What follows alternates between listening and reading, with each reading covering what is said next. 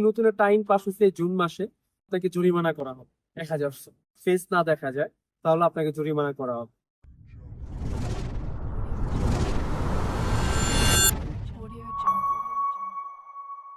আসসালামু আলাইকুম ভিউয়ার্স, আজকের এই ভিডিওটা যারা বিশকেকে অবস্থান করতেছেন, পাকিস্তানি এবং আমাদের বাংলাদেশে অনেক বোনেরা অবস্থান করতেছেন বিশকেক।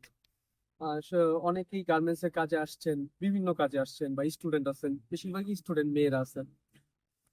আবার অনেকে সিদ্ধান্ত নিচ্ছেন মেয়েরা যারা কিরগিজস্তান আসবেন গার্মেন্টস এর কাজে, যারা দীর্ঘদিন যাবত জর্ডানেও জব করছেন। তো কিরগিজস্তানে এখন সুযোগ সুবিধা গার্মেন্টস এর খুব ভালো যাচ্ছে, এই কারণে আসবেন চিন্তা ভাবনা করতেছেন। ভিডিওটা আপনাদের জন্য। কিরগিজস্তানে একটা নিয়ম ছিল, সেটা হচ্ছে ডাস্টবিন থেকে 10 ফিটের মধ্যে আপনি স্মোকিং করতে হবে।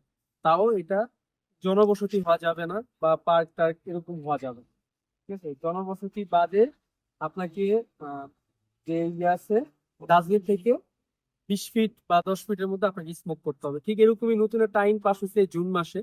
সেটা হচ্ছে আপনাদের যে হিজাব আছে, আমাদের দেশে যেরকম হিজাব শুধু চোখ দেখা যায়, অনেকে চোখও ঢেকে ফেলে, কিন্তু এখানকার সিস্টেম করা হয়েছে, আগে এটা ছিল না। বর্তমানে আইন করা হচ্ছে আপনার ফেসটা দেখা যেতে হবে, এতটুকু দেখা যেতে হবে, তা না হলে আপনাকে জরিমানা করা হবে 1000।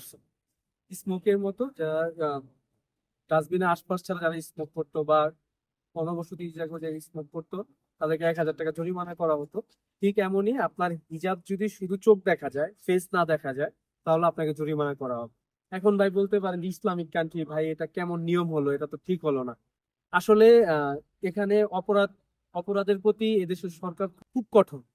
অনেকে দেখা যায় কি, অনেক মেয়ে এই হিজাব করেও রাস্তাঘাটে বেয়াদবি করতেছে বা মারামারি করতেছে, যে কোনো একটা অপরাধ করতেছে, সেক্ষেত্রে তাকে কিন্তু শনাক্ত করা সম্ভব হচ্ছে না।